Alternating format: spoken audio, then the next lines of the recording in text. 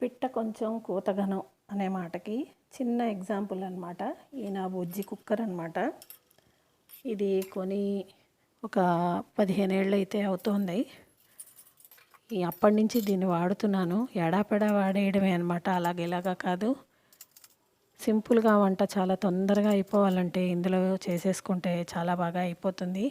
కూర అయినా పప్పు అయినా ఏదైనా సరే అన్నీ కలిపి వేసేసి అందులో కావాల్సినవన్నీ పదార్థాలన్నీ కలిపేసి మూత పెట్టేసి విజిల్స్ మాత్రం ఒక 7-8 అయితే రానివ్వాలి.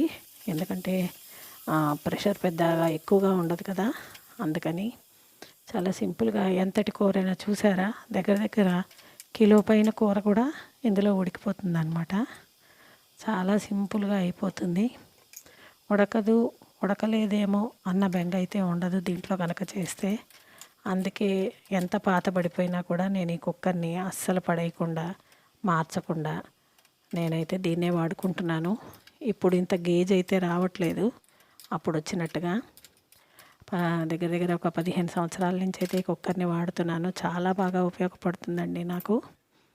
సింపుల్ వంటలకి వాటికి అయితే చాలా బాగా ఉపయోగపడుతుంది. అందుకే దీనికి నేను పిట్ట కొంచెం కూతగనం అని అయితే అనుకుంటూ ఉంటాను. దీన్ని కొన్న పర్పస్ అయితే వేరేదండి. మా ఇంట్లో కుక్క ఉండేది.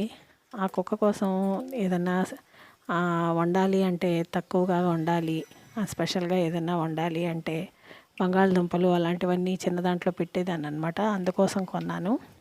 అందుకని దీని పేరు, మా కుక్క పేరు హనీ అనమాట. అందుకని ఈ కుక్కర్ పేరు కూడా హనీ కుక్కర్ అని అయిపోయింది అనమాట. అందుకని దీన్ని మేము హనీ కుక్కర్ అని పిలుస్తాము. అదండి ఈ బుజ్జి కుక్కర్ సంగతి. మీకు నచ్చిందా? మీరు కూడా వాడుతున్నారా? నచ్చితే ఒక లైక్ చేసుకోండి.